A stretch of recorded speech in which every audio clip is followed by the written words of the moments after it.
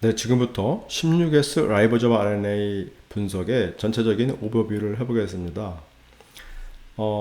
메타제놈 시퀀싱, 마이크로비옴 시퀀싱으로부터 얻어진 FASTQ 파일들을 분석을 하여 이것들로부터 OTU 테이블을 생성한 것이 첫째 단계가 되겠습니다. OTU 테이블은 각 샘플별로 어떤 박테리아가 얼만큼 있는지 그 박테리아의 양을 매트릭스 형태로 표시한 그런 테이블이 되겠습니다. 샘플별로요. 이런 매트릭스가 얻어지면 그것을 이용하여 통계적 분석을 함으로 인해서 다양한 그 샘플들의 특성을 알아볼 수 있고요. 어떤 샘플에 어떤 박테리아가 많은지 적은지 이런 걸 알 수가 있고요. 그것들을 한 걸음 더 나아가서 이제 그 샘플 군별로 특이적인 마커를 찾을 수가 있습니다. 어떤 박테리아가 어떤 환경에서 아니 어떤 샘플 군에 많고 적고 이런 것을 분석해냄으로 인해서 그것이 일종의 박테리아의 존재 여부가 바이오마커가 되는 것이 되겠습니다. 다시 앞으로 가서요. 자, 그러면 이 첫 번째 단계가 이 FASTQ 파일들로부터 OTU 테이블을 생성하는 것이 되는데, 그때 제일 먼저 해야 될 것은 또 이제 FASTQ 파일 데이터에 디노이징, 노이즈가 있는, 그러니까 좀 에러가 섞여 있는 것들을 전부 처리해서 좀 깔끔한 데이터로 만드는 것이 되겠습니다. 그 중에서도요, 일반적으로 마이시크를 이용해서 마이크로비옴의 16S 라이보점 RNA 앰플리권 시퀀싱을 하게 되면 보통 페어드 엔드로 읽고요, 각각 250 베이스 페어씩 페어드 엔드로 읽게 됩니다. 근데 이제 16S 라이보점 RNA의 베리어블 4 리전을 우리가 만약에 타겟팅 한다 그러면요, 그 크기는 약 253 베이스 페어 정도 됩니다. 지금 이제 프라이머를 제외한 그 안에 있는 타겟 시퀀스가 253 베이스 페어 정도 되고요. 이것이 이제 이 쌍크 서열 250 베이스 페어씩 읽으니까 총 사실은 500베이스 읽는 건데 실제 타겟은 253밖에 안 되니까 이 쌍크 서열이 250베이스짜리가 대부분 오버랩이 되게 되겠습니다. 이들을 머지하여 하나의 서열로 정리하는 것이 필요하겠습니다. 이쪽 그림을 보시면은요, 지금 여기 이게 표시된 것들이 이게 프라이머가 시퀀싱 프라이머가 되고요. 여기 이제 또 이쪽으로 또 표시된 것이 이쪽 방향에서 리버스 프라이머가 되겠습니다. 그렇게 되면 결국 우리 시퀀싱 하는 부위는 여기 이제 점선으로 표시되어 있는 부분인데요. 이 부분이 253 베이스 페어 정도 된다는 것이죠. 근데 실제로 한 번에 읽는 것은 이만큼 읽을 때 250 정도 읽고 또 거꾸로 읽을 때 250 정도 읽으니까 이 상당 부분이 이제 오버랩이 되겠죠. 그래서 그 오버랩되는 부분들과 함께 이제 전체적인 이제 253 베이스 페어짜리 시퀀스를 만들어내는 이런 과정이 필요하게 됐습니다. 이것을 제일 처음에 해야 될 것이고요. 근데 이때 FASTQ 파일들은 이제 보통 있죠. forward 리드를 읽은 첫 번째 리드를 읽은 FASTQ 파일이 이렇게 쭉 리드들이 이렇게 또 한 파일에 모여 있고요. 또 두 번째 이쪽이 이제 R1이 되겠죠. 그 다음에 이제 두 번째 파일은 이제 또 마찬가지로 뒤를 읽는 것들이 이렇게 있습니다. 이것이 R2가 되겠죠. 근데 이제 여기서 이 첫 번째 거하고 이 첫 번째 거가 서로 한 짝을 이루고, 두 번째 거와 두 번째 게 서로 짝을 이루고, 세 번째는 세 번째끼리, 네 번째끼리, 다섯 번째 이렇게 서로 순서가 맞게끔 되어 있다는 거죠. 그래서 이 순서 정보를 이용해서 두 시퀀스를 서로 이제 중첩을 시키는 그런 과정을 겪게 되겠습니다. 하나의 그 생물종을 게놈 시퀀싱 했을 때 제일 먼저 하는 것이 이제 참조 게놈에 매핑하는 것이었죠. 그렇게 함으로 해서 각 리드가 게놈의 어느 부위에서 유리한 것인지 알아낼 수가 있습니다. 하지만 메타 게놈에서는 수많은 서로 다른 종이 공존하고 있기 때문에 레퍼런스 지놈이 하나가 아니고 매우 많게 되겠습니다. 우리가 보통 일반적인 우리가 NGS 데이터 분석 시간에 배운 경우에는 레퍼런스 지놈 시퀀스가 이렇게 있으면 리드들이 어떤 리드는 여기 붙고 어떤 건 여기 붙고 뭐 이렇게 쭉 리드들이 매핑이 되겠죠. 그래서 이 정보를 이용해서 각 리드들이 어디서 유래했는지 그 위치를 이제 알아낼 수가 있는 거죠. 이렇게. 그럼으로 인해서 이제 이걸 어셈블리 하면 또 오리지널 시퀀스를 이렇게 알아낼 수도 있고요. 자, 이것이 이제 일반적인 그 NGS 생물종을 이제 일반적인 생물 한 단일 종을 시퀀싱 했을 때의 이제 상황이 되겠습니다. 근데 우리는 메타지놈에는 이 레퍼런스가 하나가 아니에요. 레퍼런스가 여러 개 레퍼런스가 있습니다. 레퍼런스가 이 메타지놈에 굉장히 다양한 종이 존재할 것이기 때문에 이게 이제 무수히 많은 레퍼런스가 있고 여기에 이제 수많은 이제 우리가 시퀀싱한 리드들이 많이 있겠죠. 근데 이제 어느 리드가 이거는 여기서 온 거고, 요거는 여기서 온 거고, 또 얘는 여기서 온 거고, 이건 여기서 온 거고, 뭐 이렇게 이제 그다음에 이것도 여기 온 거고, 여기도 여기가 오고, 이렇게 이제 이거 하나하나를 갖다가 어디서 왔는지 어사인을 해야 되겠죠. 이게 이제 메타제놈 시퀀싱에서 필요한 단계시 분석 단계가 되겠습니다. 근데 다 이제 이 일반적인 경우와 달리 레퍼런스가 굉장히 이게 무수히 많다. 보통 이제 레퍼런스 시퀀스 파일에 이제 몇 개를 갖고 있느냐. 이것이 우리가 이제 현재까지 캐릭터라이즈한 알고 있는 레퍼런스 결국 이제 시퀀스를 알고 있는 그 종이 이제 몇 개냐. 물론 또 어떤 것들은 어떤 시퀀스들은 또 뭐 많은 시퀀스인데 이런 것들은 여기에 매핑이 이제 안 될 수도 있겠죠.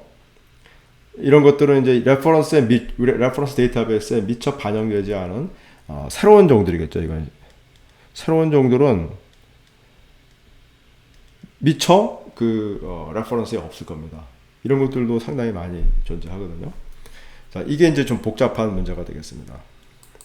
다행히 이제 16S 라이보조말 RNA 앰플리콘 시퀀싱에서는 이제 우리가 어느 부위를 시퀀싱 하는지 타겟은 정해져 있죠. 그래서 각 리드가 게놈의 어느 부위에서 유래한 건지 이미 이제 알고 있는 셈이죠. 우리가 이제 V4 리전을 시퀀싱했다. 그러면 이제 어딘지 다 이미 아는 거죠.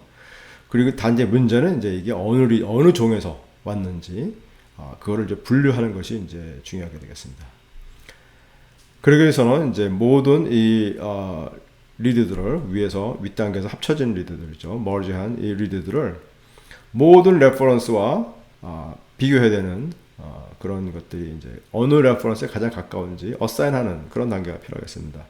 이제 이거는 이 레가 시퀀싱한 리드 곱하기 그 다음에 레퍼런스 시퀀스의 두 개의 곱에 비례할 정도로 이제 복잡하고 시간이 많이 걸리는 엄청난 많은 비교를 해야 되는 그런 것이 되겠죠. 그래서 이제 시간을 단축하는 다양한 방법들이 동원됩니다. 또한 이제 우리 NGS 리드에는 약간의 에러들이 있을 수 있잖아요. 약 뭐 100베이스마다 하나씩, 그러니까 1% 정도의 에러는 있을 수 있기 때문에 그것을 감안한 이제 매핑이 필요하겠습니다. 이제 그런 것들에 대해서는 나중에 차차 알아보도록 하겠습니다. 또 이 위에서 머지한 앞단계에서 머지한 서열 중에는 동일한 서열들이 많이 중복적으로 존재하게 됩니다. 왜냐하면 하나의 샘플에도 동일한 박테리아가 이제 많은 개체수가 존재하는 것 하겠죠. 그 다음은 여기서부터 동일한 16S 라이보조말 RNA 시퀀스가 나오게 됩니다. 반복적으로 시퀀싱이 되는 거죠.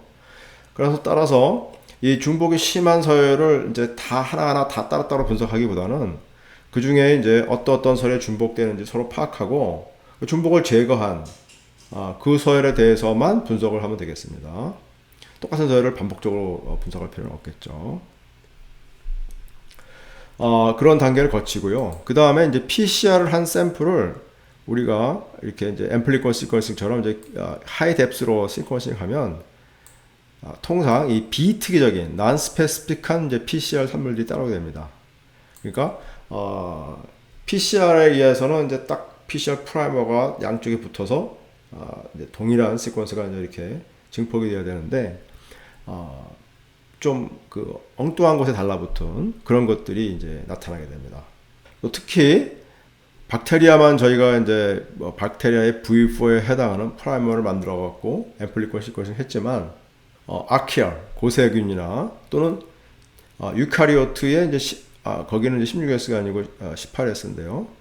18S 라이보솜 RNA가 쫓아올 수도 있고, 또는 이제 미토콘드리아 또는 아니면 엽록체 같은 그런 데에 있는 라이보솜 RNA들이 쫓아올 수가 있겠습니다. 그리고 이제 그래서 따라서 이들을 이제 제거할 필요가 있겠죠.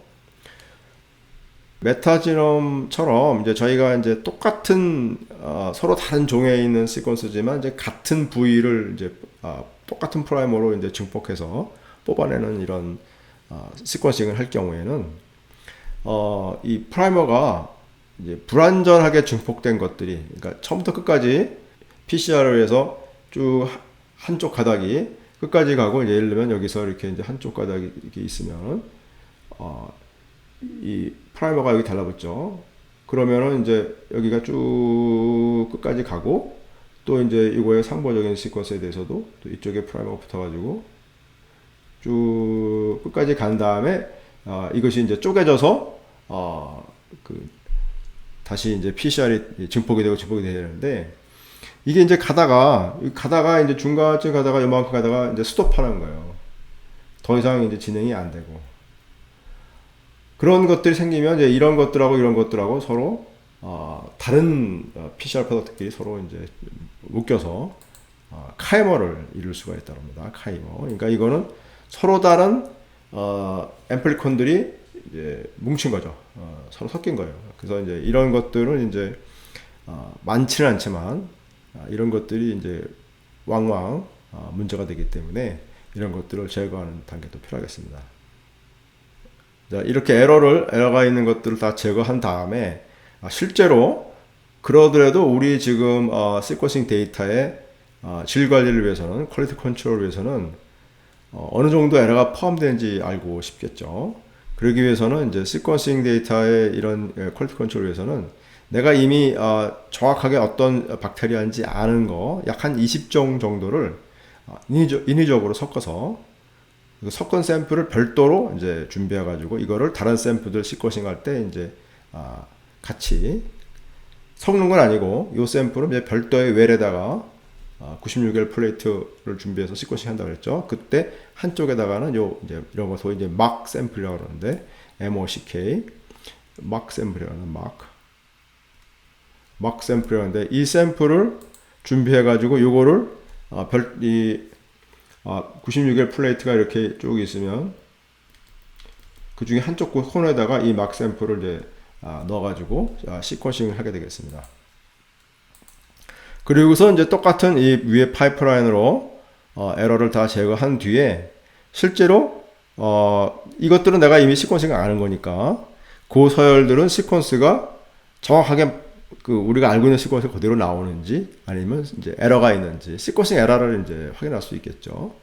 또한 우리가 이제 20가지 박테리아를 섞었는데 거기서 정말로 이제 그 20가지를 다 확인해낼 수 있는지, 했더니 뭐 훨씬 더 많은 게 나온다든지 아니면 적게 나오는지 뭐 이런 일이 벌어질 수 있겠죠. 그거를 함으로 해서 우리 데이터 자체, 시퀀싱 데이터 자체에 에러가 어느 정도 있는지와 함께 우리가 처리하는 여러 가지 단계들이 얼마나 믿을 만한지 그것을 가늠할 수가 있겠습니다.